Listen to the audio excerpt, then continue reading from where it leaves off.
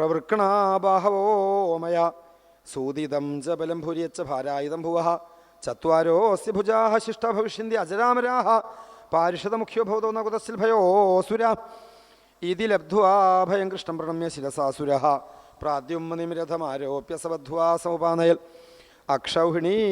അക്ഷൗഹിണ്യാ പരിവൃതം സുവാസസ്സമലങ്കൃതം സുവാസസ്സമലങ്കൃതം സപത്നീകം പുരസ്കൃത്യൈ രുദ്രാനുമോദിതഃ സ്വരാജധാനീം സമലങ്കൃതാം ധ്വജൈഃ സതോരണൈരുക്ഷിതമാർഗചത്വരാം വിവേശശംഖാനകദുന്ദുഭിസ്വനൈഃ അഭ്യുദ്യത പൗരസുഹൃദ്വിജാതിഭിഃ യ ഏവം കൃഷ്ണവിജയം ശങ്കരേണ ച സംയുഗം സംസ്മരേൽ പ്രാതരുത്ഥായ ന തസ്യസ്യാൽ പരാജയഃ ഇതി ശ്രീമദ്ഭാഗവതേ മഹാപുരാണേ പാരമഹംസ്യാം സംഹിതായാം ദശമസ്കന്ധേ ഉത്തരാർദ്ധേ 63-തമോऽധ്യായഃ.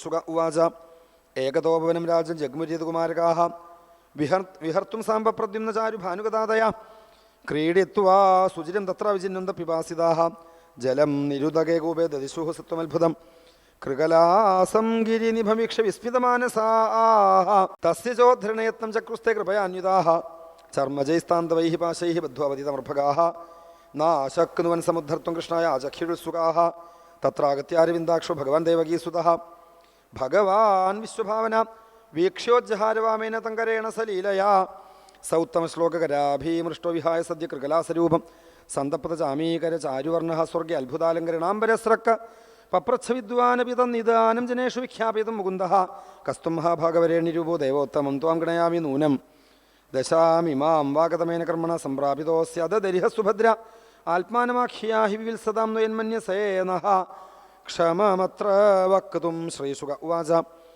ഇതി സ്മരാജസംപൃഷ്ടഃ കൃഷ്ണേന ആനന്ദമൂർത്തിന മാധവം പ്രണിപത്യാഃ കിരീടേനാർക്കവർച്ചസാ നൃഗ ഉവാച നൃഗോ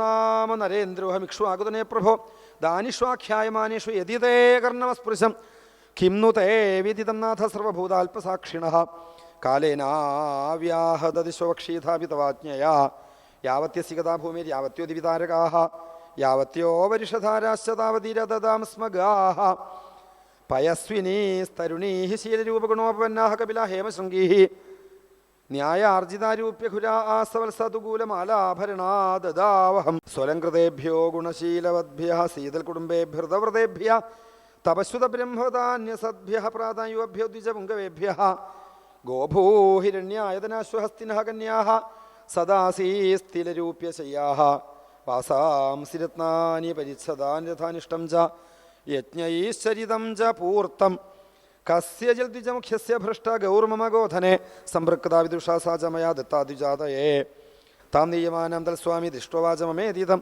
മമേതി പ്രതിഗ്രാഹ്യാഃ നൃഗോ മേ ദത്തവാനിധി വിപ്രൗ വിവദമാനൗ മാമൂജതു സ്വാർത്ഥസാധകൗ ഭവാൻ ദാതാപഹർത്തേതി തശ്രുത്വാ ആമേ ഭവൽഭ്രമ അനുനീതൗഭ വിപ്രൗ ധർമ്മകൃച്ഛ്രഗതേന വൈ ഗവാം ലക്ഷം പ്രകൃഷ്ടാനാം ദാസ്യാമ്യേഷ പ്രതീയതാം ഭവന്തവനുഗൃഹീതം കിങ്കരസ്യാവിജാനത സമുദ്ധരതമാം കൃച്ഛ്രാൽപതന്തം നിരേഷുജൗ നാഹം പ്രതീച്ഛേ വൈരാജനിത്യുക്ത്വാ സ്വാമി അപാക്രമൽ നാന്യൽ ഗവാമപ്യായുധമിച്ഛാമീത്യപരോയയൗ ഏതസ്മിനന്തരയാമൈഃ ദൂതൈർനീതോയമക്ഷയം യമേന പൃഷ്ടസ്തത്രാഹം ദേവദേവ ജഗൽപദേ പൂർവം ത്വമശുഭം ഭുങ്ക്ഷേ ഉദാഹോ നൃപതേ ശുഭം നാന്തം ദാനസ്യ ധർമ്മസ്യ പശ്യ ലോകസ്യ ഭാസ്വതഃ.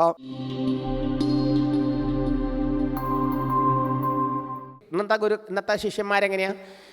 ഗുരുനാഥ ഗുരു ഒക്കെ പറയും. എന്നിട്ടോ ഗുരു എന്തെങ്കിലും പറഞ്ഞു കഴിഞ്ഞാൽ മുറുങ്ങി ഇങ്ങനെ നിൽക്കുക അല്ലേ? എന്താ കാരണം? അത് ഇഷ്ടമില്ല. തനിക്ക് ഇഷ്ടമുള്ളത് ചെയ്യാം, തനിക്ക് ഇഷ്ടമില്ലാത്ത ചെയ്യാൻ പറ്റില്ല. അത് ഉത്തമ ശിഷ്യൻ്റെ ലക്ഷണമാണോ? അല്ല. ഗുരു എന്ത് പറഞ്ഞോ അതിനപ്പുറത്ത് ചിന്തയില്ല അർത്ഥം. ഗുരു കിണറ്റിൽ ചാടാൻ പറഞ്ഞാൽ കിണറ്റിൽ ചാടി. എന്താ? ഗുരു രക്ഷിക്കുന്ന നല്ല ബോധ്യമുണ്ട്, പരിഭ്രമിക്കേണ്ട ആവശ്യമില്ല. പത്മപാദാചാര്യർ അദ്ദേഹം ആചാര്യ ശങ്കരാസ്വാമികളോട് അങ്ങനെ സഞ്ചരിക്കുക ശിഷ്യന്മാർ. അന്ന് സന്യാസവും കൊടുത്തിട്ടില്ല. ഇക്കരെ നിന്ന് ഭഗവാൻ ഗുരുനാഥൻ കുളിക്കുന്നു. അപ്പുറത്താണ് ശിഷ്യന്മാർ. പത്മപാദനെ വിളിച്ചു. നല്ല ഒഴുക്കിലൊഴുകണ പുഴയാണ്. ഗുരുനാഥൻ വിളിക്കേണ്ട താമസം ഒറ്റ ഓട്ടം. പുഴയുണ്ട് ഞാൻ താണു പോകുമെന്ന് വിചാരിക്കുന്നില്ല. ഒറ്റ ഓട്ടം ഓടിയതും ഓരോ താമര അദ്ദേഹത്തിൻ്റെ ആ കാല് വയ്ക്കുമ്പോൾ ഒരു താമര വന്നു അദ്ദേഹം താങ്ങാൻ. അദ്ദേഹം കാല് വയ്ക്കുമ്പോൾ അവിടെയൊക്കെ ഓരോ താമര, പത്മം. അതുകൊണ്ടാണ് പത്മപാദൻ, പാദം പത്മത്തിൽ വെച്ചവൻ, പത്മപാദാചാര്യൻ എന്ന് പേരിട്ടു. കണ്ടോ? ഗിരി എന്ന് വരെയായിട്ട് വേറൊരു ശിഷ്യ ഉണ്ടായിരുന്നു, തൊടകാചാര്യരായ അദ്ദേഹം. മറ്റുള്ള ശിഷ്യന്മാരുടെ ദൃഷ്ടിയിൽ ഇവനൊരു മരമണ്ടൂസ. അദ്ദേഹം ആചാര്യസ്വാമികൾക്ക് പൂജയ്ക്ക് കൊണ്ടു കൊടുക്കുക, വസ്ത്രങ്ങളൊക്കെ അലക്കി തേച്ച് ഭദ്രാക്കി കൊണ്ടു കൊടുക്കുക, റൂമൊക്കെ അടച്ച് തുറച്ച് വൃത്തിയാക്കി കൊടുക്കുക, ശുശ്രൂഷ. അങ്ങനെ ഇരിക്കുമ്പോൾ അദ്ദേഹം ആചാര്യസ്വാമികൾ ശിഷ്യന്മാർക്ക് ബ്രഹ്മസൂത്രം ക്ലാസ് എടുക്കുക. ആ സമയത്ത് മണ്ഡനമിശ്രൻ, സുരേശ്വരാചാര്യർ, ബ്രഹ്മവാദാചാര്യർ, അസ്താമലകൻ ഇവരൊക്കെ വന്നു. അപ്പോൾ എവിടെ ഗിരി വന്നിട്ടില്ല. അപ്പോൾ ഈ ശിഷ്യന്മാർക്ക് ചിരി അടക്കാൻ വയ്യ. ഈ ഗിരിയും ഈ ചുമരും ഒരുപോലെയുള്ളൂ.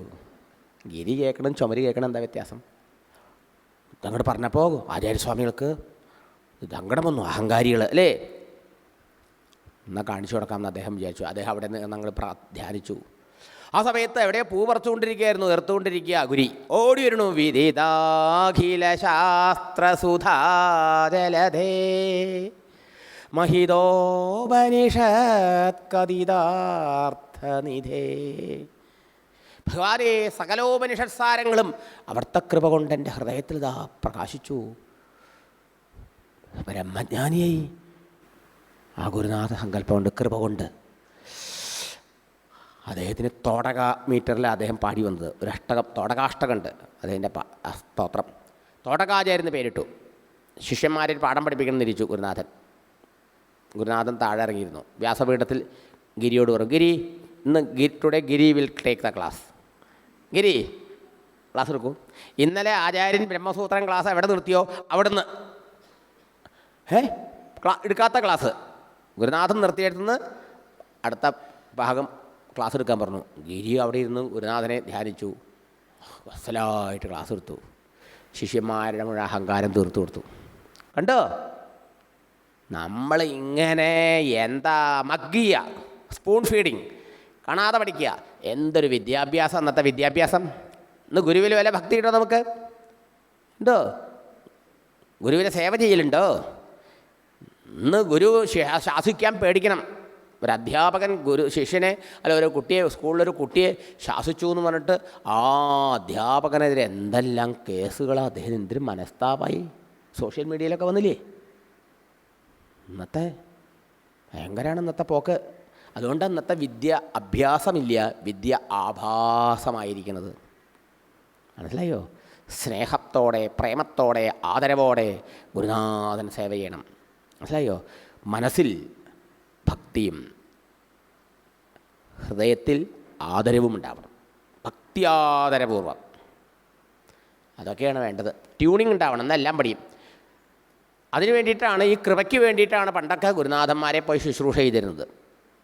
പുസ്തകങ്ങൾ കുറേ പഠിക്കാനായിരുന്നില്ല. ഉപനിഷത്തിലൊരു ശിഷ്യൻ്റെ കഥ പറയാം. ആരുണി എന്നൊരു ശിഷ്യൻ. കുറേ ശിഷ്യന്മാരുണ്ട് ഗുരുനാഥന്. അപ്പോൾ ഈ കൃഷിസ്ഥലമുണ്ട്, കൃഷി ഗുരുനാഥന്. അപ്പോൾ ശിഷ്യനോട് പറഞ്ഞു ആ വെള്ളം അങ്ങനെ പോണത് കെട്ടാൻ പറഞ്ഞയച്ചു. ആ ശിഷ്യൻ അവിടെ പോയി എത്ര മണ്ണ് കൊണ്ടിട്ടിട്ടും എത്ര കല്ല് കൊണ്ട് വെച്ചിട്ടും വെള്ളം തടയിൽ നിൽക്കണില്ല. അത് പിന്നെ അവിടെ ഒലിച്ചു പോവുക. കുറച്ച് കഴിയുമ്പോൾ എന്ത് ചെയ്തു? ശിഷ്യൻ അവിടെ അങ്ങോട്ട് കിടന്നു. വെള്ളം പോക്ക് നിന്നു. ശിഷ്യൻ ആ വെള്ളത്തിൽ കിടന്ന് വിറയ്ക്കാൻ തുടങ്ങി. കുറേ കഴിഞ്ഞപ്പോൾ ആ ശിഷ്യനെ അന്വേഷിച്ചു ഗുരു, എവിടെ പോയി ആരുണി? അദ്ദേഹം വെള്ളം തടയണക്ക് കെട്ടാൻ പോയതാ. ശിഷ്യന്മാരൊക്കെ കൂടി ഗുരുനാഥൻ വേഗം പരിഭ്രമിച്ച് ഒന്നുകൂടെ, ആരുണി വിളിക്കേണ്ട താമസം. ഓ എന്താ ഗുരുനാഥ? വേഗം എഴുന്നേറ്റ് വന്ന് ഗുരുനാഥൻ്റെ ഭാഗത്തിൽ നമസ്കാരം. ഗുരുനാഥൻ ഹൃദയം നിറഞ്ഞ ആ ശിഷ്യനെ 2 കൈ ശിരസിച്ച് അനുഗ്രഹിച്ചു. ഗ്രാജുവേറ്റഡ്, ബ്രഹ്മജ്ഞാനിയായി പോയി. ഈ ഓരോ ശിഷ്യന്മാരുടെ കഥകൾ നമ്മൾ കേൾക്കുമ്പോൾ തോന്നും വാസ്തവത്തിൽ ഇതിനു വേണ്ടിയിട്ടാണ് അവർ ഗുരുകുലത്തിൽ പോയിരുന്നത്. ഇതാണ് പഠിത്തം. എന്ത്? സേവനം ചെയ്ത് താനില്ലാണ്ടാവുക. മനസ്സിലായില്ലേ? നമ്മുടെ ഈഗോ ഇല്ലാണ്ടാവുക. ഗുരുകൃപ മോക്ഷമൂലം മൂർത്തി ഗുരുകൃപ. മനസ്സിലായോ? ഇവിടെ എന്താ പറയണത്? കൃഷ്ണഭഗവാൻ പറയാണ്, ആ ഗുരുനാഥൻ്റെ കൃപയല്ലേ അന്ന് നമ്മളെല്ലാം മറന്ന് നമ്മുടെ ദേഹത്തെ ഓർത്തില്ല, മഴയെ ഓർത്തില്ല, കഷ്ടപ്പാടിനെ ഓർത്തില്ല, ഗുരുനാഥൻ മാത്രമേ ഓർത്തുള്ളൂ അല്ലേ? ആ ഗുരുനാഥൻ പറയുക, നിങ്ങളെ ശരീരത്തെ പോലും ക്ലേശിപ്പിച്ച് നിങ്ങൾ എനിക്ക് സേവനം ചെയ്തില്ലേ? സുട്ടോഹംഭോ ദ്വയശ്രേഷ്ഠ. ഉണ്ണികളെ, നിങ്ങളുടെ ശുശ്രൂഷ കൊണ്ട് ഞാൻ സന്തോഷിച്ചു കേട്ടോ. നിങ്ങളുടെ മനോരഥങ്ങളൊക്കെ സത്യവും സഫലവുമായി തീരട്ടെ. നിങ്ങൾ പഠിച്ച വേദശാസ്ത്രങ്ങളൊക്കെ നിങ്ങൾക്ക് വേണ്ട സമയത്ത് തോന്നുമാറാകട്ടെ. ഇത്തം വിധാനി അനേകാനി. ഇങ്ങനെ അനേക സന്ദർഭങ്ങളിൽ ആ ഗുരുനാഥനെ ശുശ്രൂഷിക്കാനും സന്തോഷിപ്പിക്കാനും അവിടുത്തെ അനുഗ്രഹങ്ങൾ നേടാനും നമുക്ക് സാധിച്ചൊക്കെ ഓർമ്മയുണ്ടോ നിങ്ങൾക്ക്? ഇങ്ങനെ ആ ഗുരുകൃപയെക്കുറിച്ചാണ് ചർച്ച ചെയ്തത് മുഴുവനും. പറയാണ് ഭഗവാൻ ശ്രീകൃഷ്ണൻ. ആരാ പറയണേ? ലോകഗുരു. ഗുരുരനുഗ്രഹേണേവ പുമാൻ പൂർണ്ണപ്രശാന്തയേ. ഗുരുവിൻ്റെ അനുഗ്രഹം സമ്പൂർണ്ണമായ ആർക്കുണ്ടോ അവനാണ് പരമമായ ശാന്തിയും പൂർണ്ണതയും ജീവിതത്തിൽ കൈവരുകയുള്ളൂ എന്ന്. അങ്ങനെ ശാന്തിയും പൂർണ്ണതയും കൈവന്ന ജീവൻ മുക്ത മഹാത്മാക്കളാണ് ഈ രണ്ട് സുഹൃത്തുക്കളെ. പ്രാരബ്ധം ഒരാളെ ദാരിദ്ര്യത്തിലും ഒരാളെ സമ്പന്നതയിലും എത്തിച്ചു. അത് ദേഹപ്രാരബ്ധം. മനസ്സിലായോ? പ്രാന്തരികമായ അവരനുഭവിക്കുന്ന സ്വാതന്ത്ര്യവും ആനന്ദവും ഒരേപോലെ. ഇങ്ങനെയൊക്കെ ഭഗവാൻ ശ്രീകൃഷ്ണൻ ഗുരുവിൻ്റെ മഹിമ പറഞ്ഞ സമയത്ത് നമ്മുടെ സുധാമാവ് എന്ത് പറഞ്ഞു? ഭഗവാനെ, വാസ്തവത്തിൽ അങ്ങല്ലേ വേദസ്വരൂപൻ, അങ്ങേന്നല്ലേ വേദം ഉണ്ടായത്? ഭഗവാൻ വേദം ഏതൊരു ഭഗവാനിൽ നിന്നുണ്ടായോ ആ ഭഗവാനല്ലേ കൃഷ്ണൻ. ആ ഭഗവാൻ പിന്നെ വേദം പഠിക്കണോ? എല്ലാ ലോകത്തിന് മുഴുവൻ ഗുരുനാഥനല്ലേ അങ്ങ്. പിന്നെ അങ്ങേക്ക് ഒരു ശിഷ്യപ്പെട്ട ഒരു ഗുരുനാഥൻ്റെ അടുത്ത് പോയി പഠിക്കേണ്ട ആവശ്യമുണ്ടോ? തദത്യന്ത വിടംബനം. അതൊക്കെ ഭഗവാൻ ലോകത്തിന് മാതൃകയാവാൻ വേണ്ടി ചെയ്തു, ഇത്രയല്ലേ ഉള്ളൂ എന്ന് പറഞ്ഞ് കുചേലൻ മിണ്ടാണ്ടിരുന്നു. അപ്പോൾ ഭഗവാൻ വിചാരിച്ചു, ഇദ്ദേഹം എന്തിനാ എന്നെ കാണാൻ വന്നത്? ഇദ്ദേഹത്തിന് ഇപ്പോൾ ഇവിടെ വരണ്ട എന്നെ കാണാൻ, എപ്പോഴും എന്നെ ഉള്ളിൽ കണ്ട് അനുഭവിച്ചുകൊണ്ടിരിക്കുക. പിന്നെ ഇവിടെ വന്നതിന് ഒറ്റ കാരണം ആ പത്നിയുടെ പ്രേരണയാണ് അല്ലേ? ആ പത്നി ദാരിദ്ര്യം തീരും, ഭഗവാനെ പോയി കണ്ടാൽ ധാരാളം സമ്പത്ത് തരുമെന്ന് പറഞ്ഞിട്ടല്ലേ വിട്ടേക്കണത്. അതുകൊണ്ട് ആ ദേവിക്ക് സമ്പത്ത് കൊടുക്കണ്ടേ എനിക്ക്?